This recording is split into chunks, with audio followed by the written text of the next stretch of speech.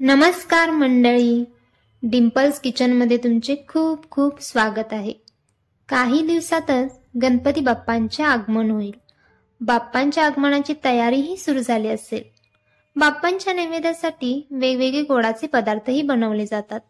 तर त्यातीलच एक आज आपण इथे बघणार आहोत, ते म्हणजे शेवयांची खीर, पण थोडीशी वेगळ्या पद्धतीने। तर चला रेसिपीला सुरुवात करूयात। शेवयांची खीर बनवण्यासाठी इथे मी अर्धा लिटर दूध घेतले आहे। आता अर्धा लिटर दूध आहे, त्या हिशोबाने मी बाकीचे साहित्य घेतले आहे।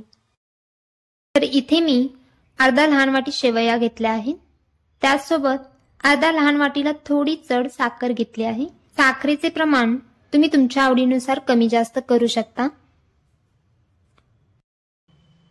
त्यानंतर अर्धा लहान वाटी खवा, त्यासोबत ड्रायफ्रूटचे तुकडे घेतले आहेत। इथे मी बदाम, काजू, पिस्ता आणि चारोळे घेतले आहेत।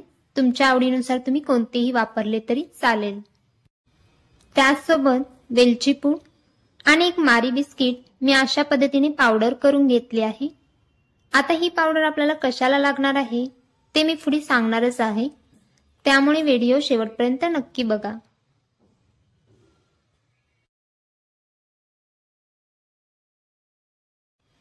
सगळ्यात आधी एक चमचा तुपामध्ये शेवया आणि ड्रायफ्रुट्स 1 ते 1.5 मिनिट मंद आचेवर चांगल्या सोनेरी रंगावर भाजून घ्यायचे आहेत। शेवया भाजायला जास्त वेळ नाही लागत, लगेच भाजल्या जातात, त्यामुळे शेवया करपू नयेत म्हणून सतत असे परतत राहायचे आहे।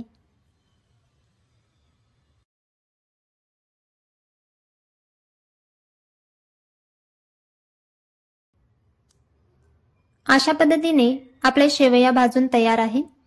आता हे दुसऱ्या प्लेटमध्ये गार होण्यासाठी काढून ठेवू।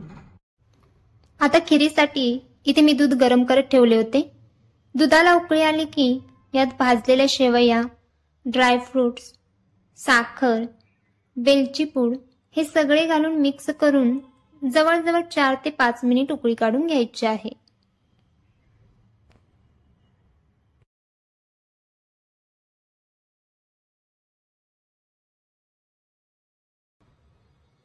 त्यानंतर यात असे खव्याचे बारीक बारीक तुकडे करून घालायचे आहेत, म्हणजे दुधात ते एकदम छान असे मिक्स होतात।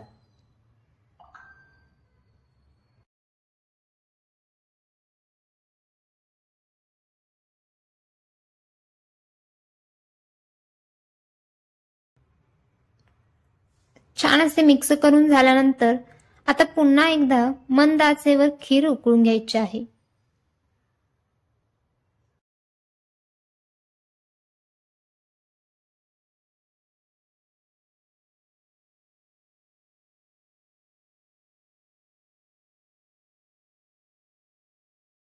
इथे तुम्ही बघू शकता, दुधात आपण घातलेले सगळे जिन्नस व्यवस्थित दुधामध्ये मिक्स झालेले आहेत। शेवयांची खीर जास्त अशी पातळही बरोबर नाही वाटत।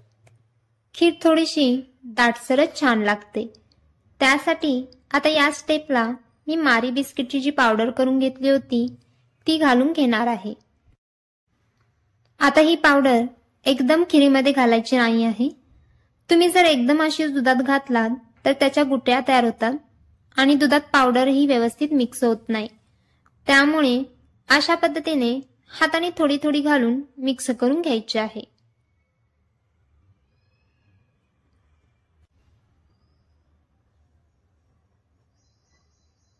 यामुळे खीरीला एकदम छान टेक्स्चर येते आणि खीर दाटसर होण्यासही मदत होते।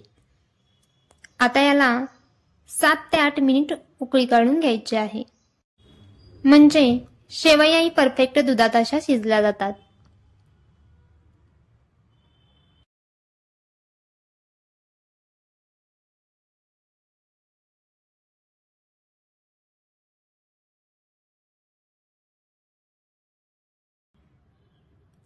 इथे तुम्ही बघू शकता, एकदम परफेक्ट अशी शेवयांची खीर तयार आहे।